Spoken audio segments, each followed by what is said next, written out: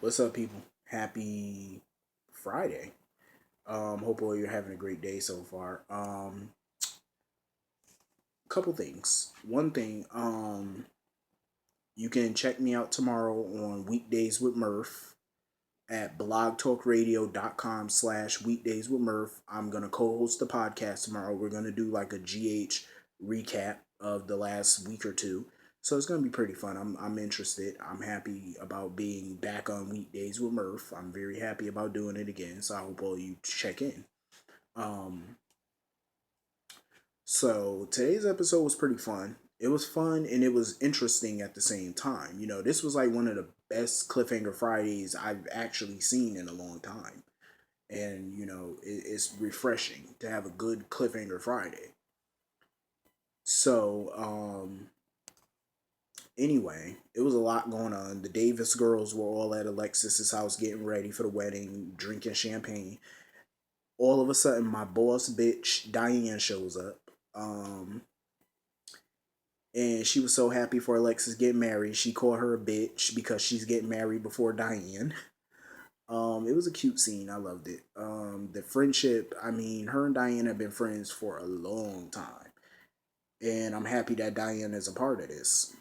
Um, and the conversation got pretty hot and heavy when they were talking about Molly finally having sex with TJ, and Alexis was like horrified at the thought. She was horrified that her daughter had sex. I mean, it was like an awkward conversation between them. Like she just literally didn't know what to say, how to say it.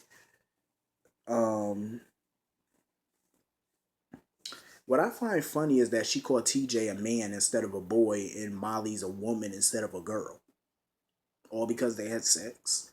Having sex does not make you a man. Having sex does not make you a woman. You're still a boy. You're still a girl. Paying bills make you a man. Paying bills make you a woman. Like seriously, not sex. But it was a funny scene. And of course, Christina's secret is still looming. And Alexis wants to know if she has something to tell her. And it was funny because Diane said that she hopes she don't have no kids of her own one day. I was just looking at Diane like, bitch, you way past that point. You and Max are not having no children. That shit sailed a long time ago. No. I mean, she probably could pop out a baby, but I doubt it. Um, so it was a fun scene. I thoroughly enjoyed it. Um, and it was also fun seeing the Jeromes all together. Julie, Kiki, Ava, Lucas, and it was good seeing Lucas remember Tony, his adopted father, who died 8 years ago. It was good to see them, all together and stuff. And Julian has turned his life around, and of course Olivia, with her visions. Now she's trying to pass it off and say it's nothing. Olivia, go sit down. Because she is so meddlesome and nosy. Like, her whole conversation with Lulu at the Hornet Star was really unnecessary. Like, just back off, Olivia. If they want to get back together, they will. If they don't, they don't. Who cares? Let your grown son handle his grown business. So Ava and Kiki talked about Morgan cheating on Kiki with Darby. Um, I feel bad for Kiki. I really do. But I do hope that she distanced herself from Morgan because I feel like at this point you can't help him if he don't want to get help. She needs to focus on her and herself. Like, don't get lost in him. Don't lose yourself dealing with him. You need to focus on you. Get yourself a career and get yourself a nice apartment or house, whatever you want to do. Just live your life. Like, stop worrying about Morgan. Let Morgan worry about Morgan, or let his parents worry about him. You worry about you. That's what she needs to do. Um, so anyway, Dante was talking to Lulu or whatever. They met up at the police station or whatever, and she finally decided to get off the Hornet Star and move, with Nicholas. Which I figured she was going to do anyway. I figured at some point she was going to move in with Nicholas. Um, or I'm surprised. You know what I'm pissed about? That ever since Luke left the show, Tracy and Lulu have not shared no scene together since Luke left the show last year, and I'm pissed about that because Tracy was her longtime stepmother, and they've actually gotten closer over the years. So for them to literally not have no scenes together is ridiculous, especially with Lulu going through the divorce, the Valerie situation, Tracy going through this medical situation. It's like this is the time where they should be having scenes together, and it's fucked up that they're not. It's like the writers are basically forgetting about the Lulu Tracy relationship, and I feel like it's all fucked up. And they basically dropped it right after Luke left and when Laura came back into the picture. And I feel like it's fucked up because the fans have invested a lot of years in Tracy and Lulu's relationship, like their mother daughter relationship. And Tracy has been there for Lulu during her darkest moments. Like she's been there for her. When Lulu was pregnant by Dylan, Tracy was there. When Lulu was dating Johnny Zakara, Tracy was there. When Lulu was dating Logan Hayes, Tracy was there. When Lulu was going through all of this shit, Tracy was there. Tracy was there when Luke was going through all his shit. Tracy was there, not Laura, Tracy. So it's kind of fucked up that they're just whitewashing this whole thing and acting like Tracy never existed in Lulu's life. That's fucked up, and I don't like it. Now, one bit do I like it. I feel like it's just garbage. Um.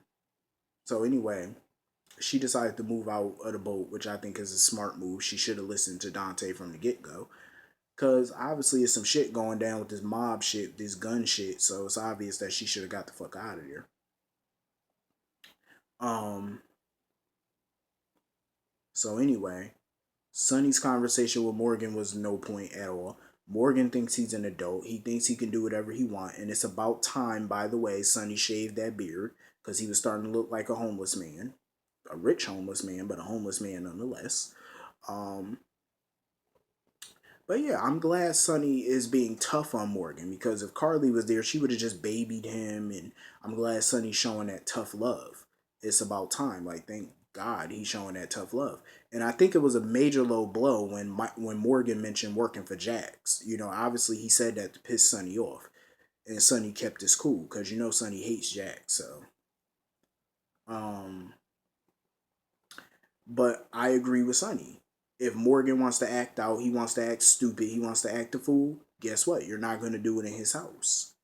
You think you're grown, pack your shit and go live out on the street and be grown. It's like, seriously. Sonny, at some point, like, you have to let this boy be a man. And that's what he is. He's a man now. Let him live his life.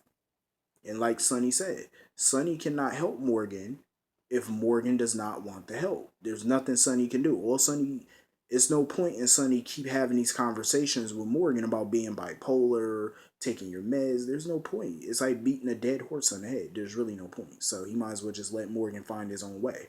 And if that means Morgan has to hit rock bottom, so be it. So be it. He has to learn how to stand on his own too if he ever wants to be strong. Because let me tell you something, it's a cold fucking world out here. And Morgan has to learn. He's not going to have Sonny and Carly to lean on every day. Financially, none of that. You're not going to have them forever to lean on. So you need to learn how to make your own. Make your own moves, make your own money, make your own rules. You need to learn how to do it without them fixing all your problems because they can't. You have to want the help. And clearly, right now, he doesn't. So he's just idiot. Um, I love the Anna and Paul conversation. So Paul revealed to Anna that he's secretly working with the ATF. He's working with the Justice Department and the ATF to bring down the gun shipment, to bring down the gun ring.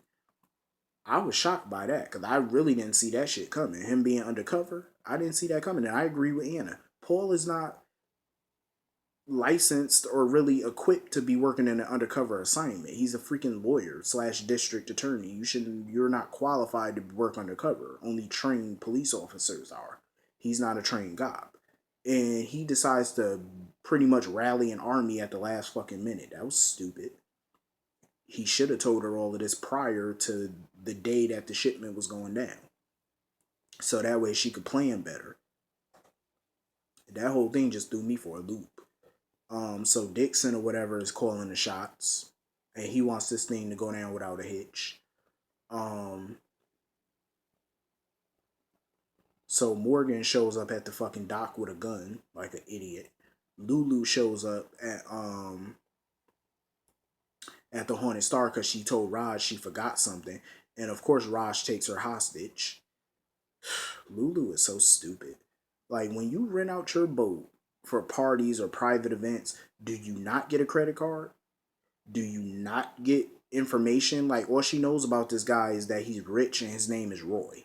That's not good. You don't have a credit card. You don't have an ID on this guy. You don't know his real name. You didn't research him. You don't even know his last name. You don't know nothing about this guy. You should have researched him. Like, that was a stupid move. And I thought Lulu was a little smarter than this. Like, seriously, she needs to be better, be more careful about shit. Because that was a rookie move, and she made it. But this was a good episode. I can't wait for Monday, though. I really can't wait for Monday. Those gifts that Diane was giving Alexis were kinky as shit. She gave her handcuffs, and I was like, a dog collar. I was like, bitch, Diane and Max are some freaks. I'm just saying, like, they some freaky ass people. So anyway, I hope all you have a great night, have a great weekend. I'll see you on you Monday. Have a great weekend.